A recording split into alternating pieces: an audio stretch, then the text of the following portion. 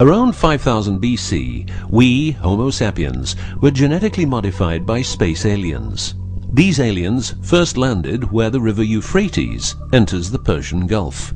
The reason is that in that area a high concentration of what is called monatomic gold is found in the seawater, while nowadays the highest concentration is found on the islands of Hawaii.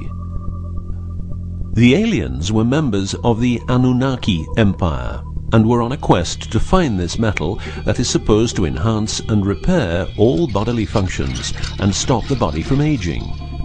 Monatomic gold is what is called a superconductive metal. Superconductivity means that if you transport, for example, electricity through a line made of this material, you would not lose any energy as a result of heat dissipation. So if you input 100% of energy, you also output 100% of energy. Now apply this principle to your brain, which is a huge, sensitive electrical machine. The monatomic gold makes your neural pathways act like quantum drive superhighways. This means that all your senses will receive input optimally.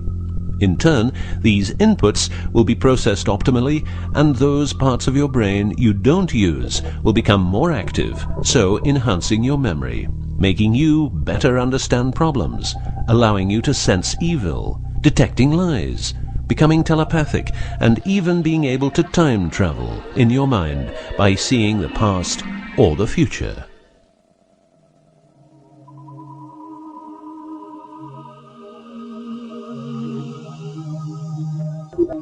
So the Annunaki, which is the name of the empire which includes races like the Saurian, or as they are called the Reptoids, the Argarians or Nordics because of their human looks, and the Greys from Zeta Reticula, were looking for monatomic gold. This involved enormous effort because it had to be extracted from seawater, or by processing it in such a way that the gold, usually in pairs of 8 atoms per molecule, could be separated into individual particles. In this fashion, the monatomic elements were separated from the multi-atomic cousins. In a similar way, uranium-235 is produced. For the use as intelligent slaves, the Annunaki took a man, let's call him Adamski, and took out a part of a rib. This is because the rib is a part of the human body that can be removed without causing too much damage, and because the rib contains bone marrow, it's a perfect source for DNA. The Annunaki modified the DNA for a better manipulation of the humans and implanted it into a woman, let's call her Mulva. Mulva then had children with Adamski, and their children were, just like Mulva, genetically modified. These humans worked for the Annunaki, but not a lot of humans knew about the Annunaki, and then, for some reason, the Annunaki disappeared. An interesting detail is that the symbol for human DNA resembles the word Yah, which is God, but surely this is a coincidence.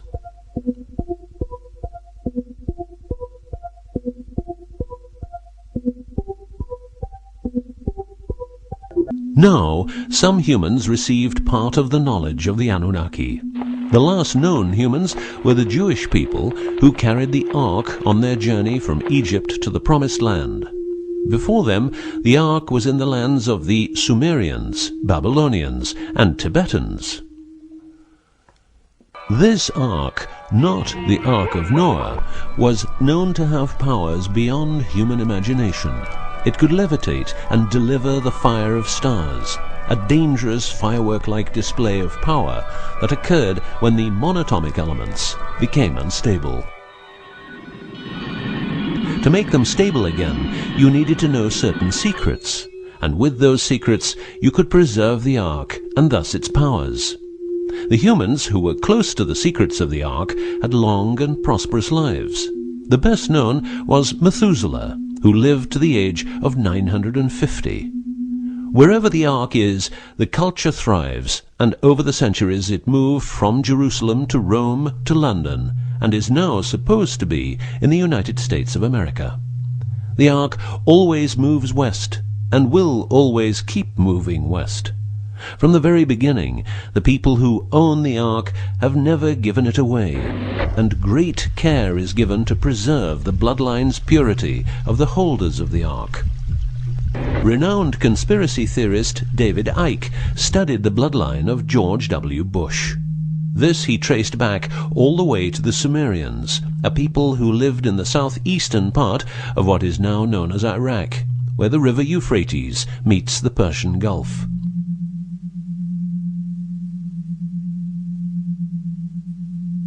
The secrets of the elements of the Ark, scientifically known as ORMs, orbitally rearranged monatomic elements, are nowadays hidden by secret societies that have control over society worldwide. The word ORM is the same as the Hebrew word which means the tree of life. ORMs consist of 8 metals. These 8 metals are ruthenium, rhodium, palladium, and silver, known as the light platinum group, and osmium, iridium, platinum, and gold, known as the heavy platinum group. Gestation of these metals in monatomic form prolongs life and enhances and repairs bodily functions. By following what is called a wide-spectrum diet, we can provide our bodies with monatomic superconductive elements. In other words, by eating a lot of grapes, carrots, all blue and dark red fruit and vegetables, and also much other fruit, vegetables, and fish.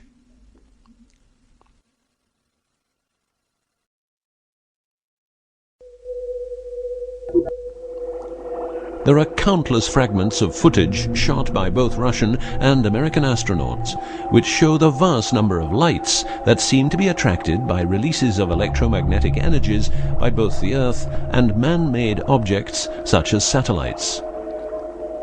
In Building 8 of the Johnson Space Center in Texas, the USA, high-resolution pictures taken by satellites are photoshopped each day to remove proof of aliens. In the film The Secret NASA Transmissions, the footage, it becomes clear that astronauts have grown accustomed to these strange anomalies, and that even in 2000, an unprecedented cooperation between NASA, the Russian Space Agency, and a committee of UFO experts was formed to share knowledge on this subject. To better understand this whole story, a few revelations are in place. Everything vibrates because atoms vibrate, and that is because the subatomic particles are in harmonic resonance, a fancy word for vibration and keeping themselves in equilibrium. Gravity is vibration generated by the presence of mass, and it can be neutralized by altering the harmonic resonance of the gravitational field. In other words, if you generate vibrations, you can alter gravity, and with superconductive materials, the amount of energy needed for generating the vibrations is greatly reduced. A practical example of reducing one vibration with other vibrations is the use of anti-sound. If you instantaneously produce the exact opposite waveform that comes towards you in the form of sound, the sound will cease to exist. This is called destructive interference. One of the forms of creating anti-gravity is called auditive levitation, a method used by Tibetan monks to elevate rocks over 250 meters high and 250 meters distance. By arranging drums and trumpets extremely precisely, together with some 100 men chanting, all arranged in a precise manner, the monks, after about 5 minutes, could levitate a rock weighing a ton and place it exactly where they wanted it. Theorists around the world theorize that huge monuments like those of the Egyptians and Mayan people were built this way. Other examples of anti-gravity we find in the vast amount of UFO sightings. These UFO sightings are actually experiments run by governments in their search for anti-gravity propulsion. So, if the technique is known, why don't we all transport using anti-gravity propulsion? For each year of technological advance, the military, advances 44 years. All science is merely a means to an end. The means is knowledge. The end is control. Who will be the beneficiary? What do they want? What they want is control.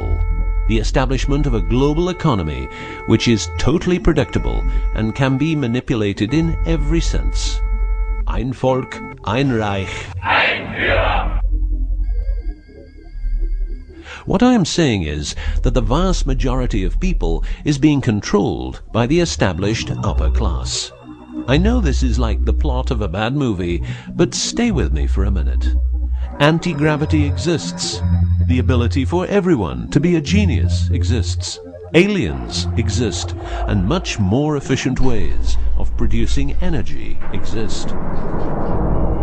For example, the mighty engine, which produces the same amount of energy as a normal engine, but only using 5% of the fuel a normal engine uses.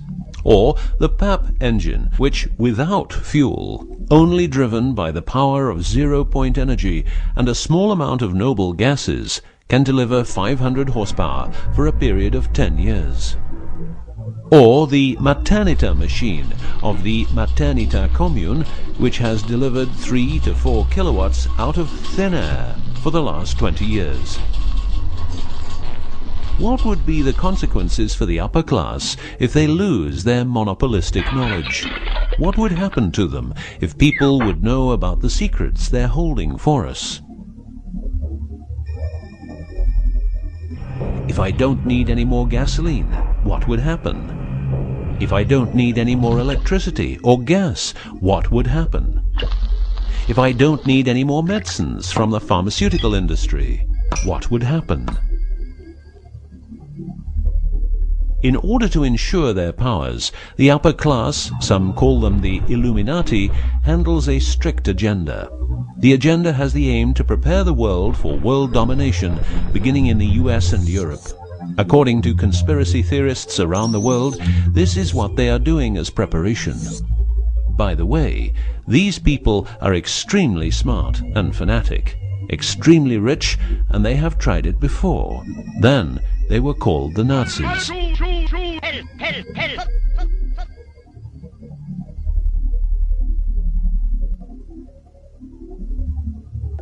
Although what you are going to see and hear sounds very peculiar, remember that a lot of people, for instance, ex-personnel of the US and UK armed forces, have been brutally murdered for making their information public. Let's begin with 9/11, but first a little history. What the Second World War did for the US is that it gave the country such an economic lead that it could easily grow more comfortable in its already powerful role. The industry of war gave everybody jobs, and therefore everybody could start consuming. Marshall aid gave Europe the economic impulse it needed. In other words, war leads to flourishing economies and leaps forward in technology. The process of transformation, even if it brings revolutionary change, is likely to be a long one, aside from some catastrophic catalyzing event like a new Pearl Harbor. These are the words of a neocon think tank whose members count people like Dick Cheney, Wolfowitz, and Donald Rumsfeld. What it says is that America needs a war to transform into its next shape, and 9/11 is our new Pearl Harbor.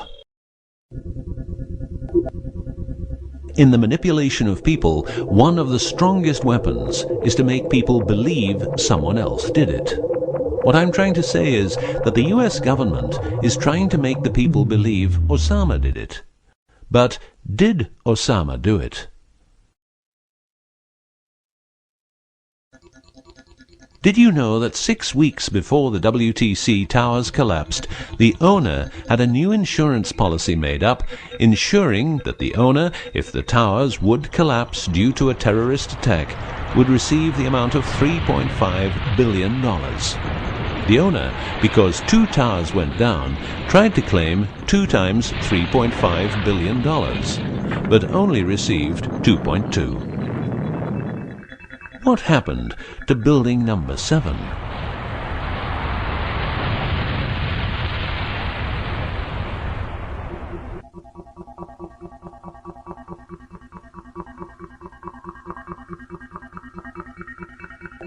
In order to control people who can be a hazard to the bad guys have control of a number of tools. One of these tools is the remotely operated electromagnetic frequency weapon. These use microwave, ELF, extremely low frequencies, and acoustic frequencies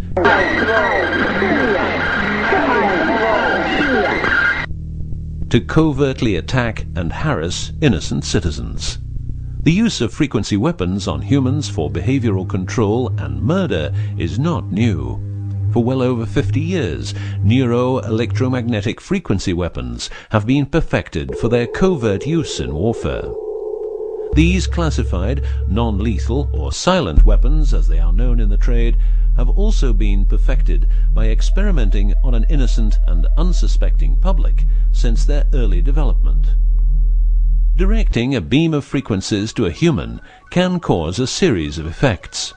A well-known effect is ELFs causing nausea, headaches, wild racing heart without cause, sudden violent itching in different parts of the body.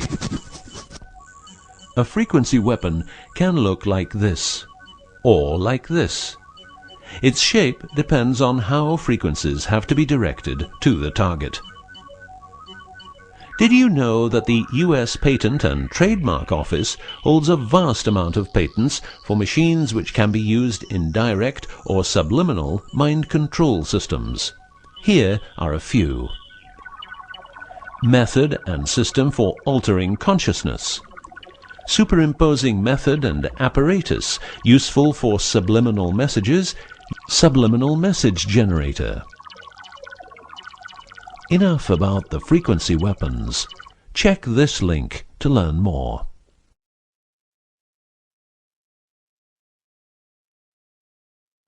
You will realize that to control people, you have to know what they are communicating. So in the 1950s, the UK and USA decided to set up the world's biggest espionage network to make sure all communications between Russians and spies or allies were monitored.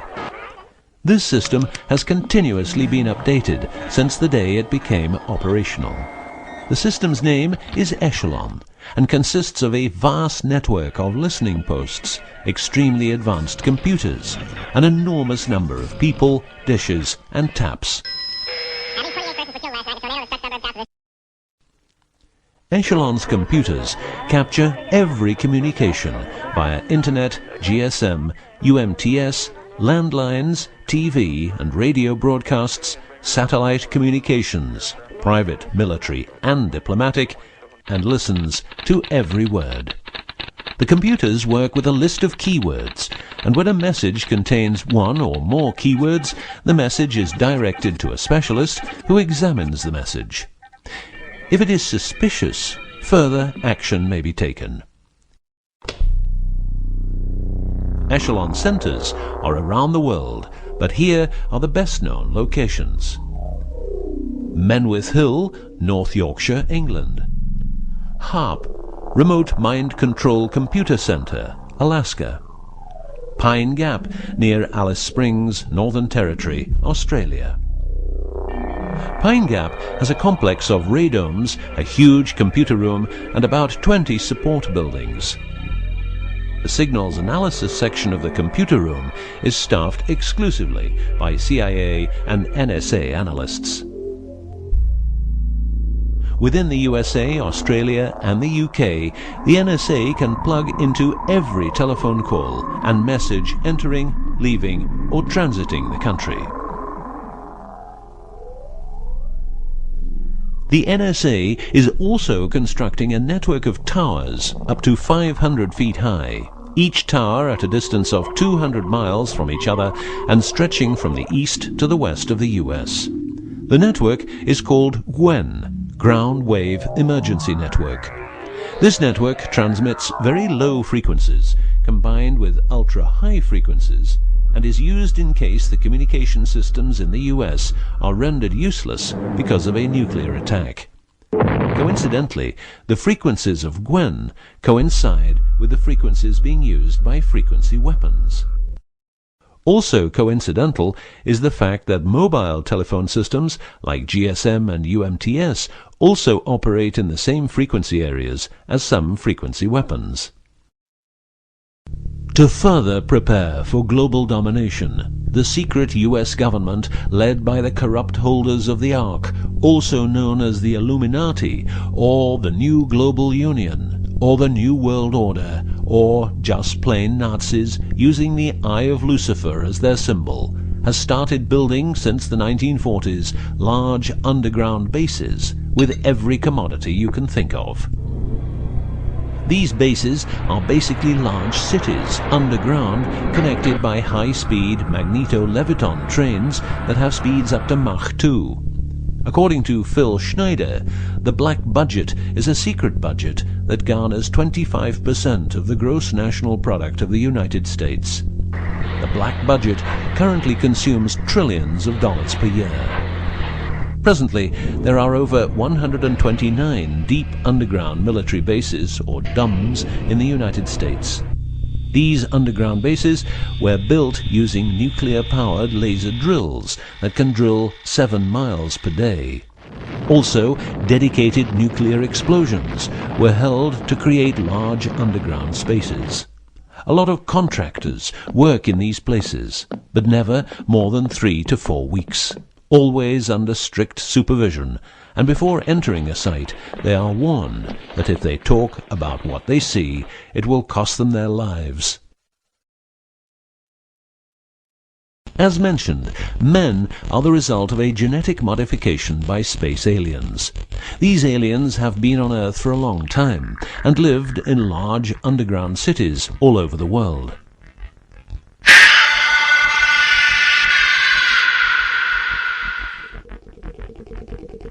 Collaboration with modern governments began as early as 1933 with the Bavarian Illuminati and Thule secret societies, and this collaboration was brought into America via the CIA, which was established with the help of American Nazi agents as well as European Nazis who were brought into America through Project Paperclip and other operations. It was agreed that the aliens and the upper-class secret government would help each other, as agreed in the 1954 Greada Treaty. By 1979, the aliens didn't respect the treaty at all, and it was in this year when, at Dulce Air Force Base, a huge underground base was being built, and during excavation, an underground alien city was discovered. There are several species of aliens working with the US at the Underground 7 level facility at the Alien US Government Biogenetic Research Base in Dulce, New Mexico. The reason they help the US government is because the aliens need space here on Earth for conducting experiments on humans and storing humans in suspended states for reasons unknown. In exchange, the aliens give the US government technology.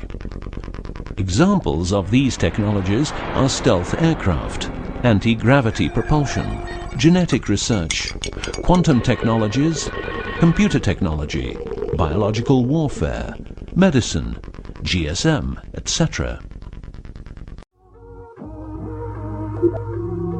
The greatest weapon the devil has is the disbelief people have in him.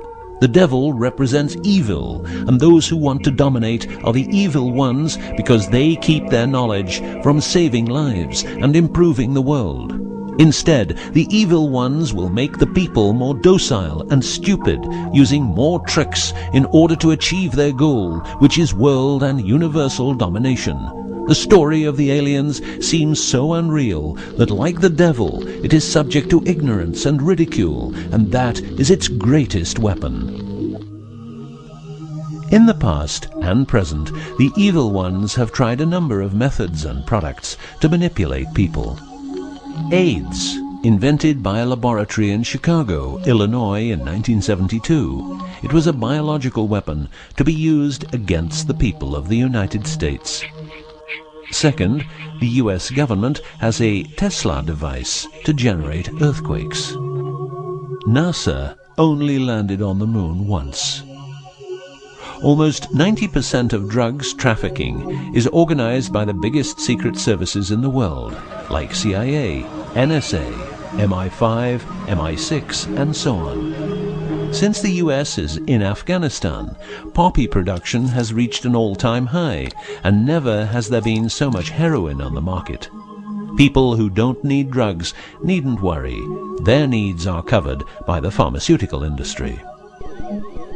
The global warming story is a hoax. The Earth is warming up, but not as a result of CO2 produced by man, but because the cycle of the Earth is just like it is. Remember that 10,000 years ago, the whole northern part of the world was covered in ice. It's what we call an ice age. The Ark, in its recent form, started its journey in the deserts of Egypt and was carried to the Holy Land by the Jewish people. In Jerusalem, the Ark started its journey around the world heading west. Everywhere the Ark has been, one or more obelisks are erected as a symbol of establishment. In the future, the Ark will travel to China, Russia, Iran, until it reaches Jerusalem again, which means the whole world will be under the influence of Lucifer's eye. That will be the moment the Annunaki Empire will settle and rule Earth uncovertly. On many important sites in the world, buildings carrying symbols of Lucifer's return are common. The best-known example is the Pentagon, which suggests a pentagram referring to the Jewish symbolism and the symbolism of the Ark. Another example is the Israeli High Court. It's a building with dozens of satanic and secret symbols. Like the eye of Lucifer, an inverted cross you can walk on, its numerical anomalies. It was built in exactly 750 days. Used exactly 250,000 stones, all hand-laid, and was funded by the Rothschilds, the founders of the central banks and the World Bank.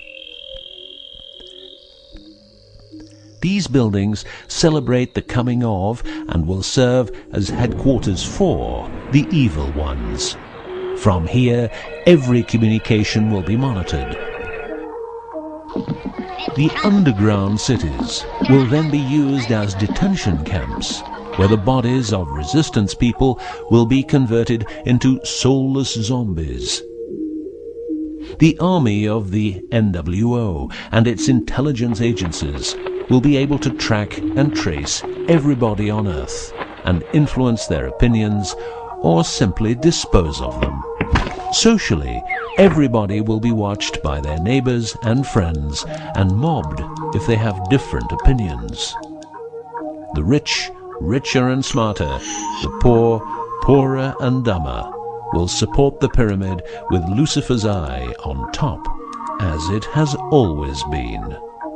This will be the future, and the future is now.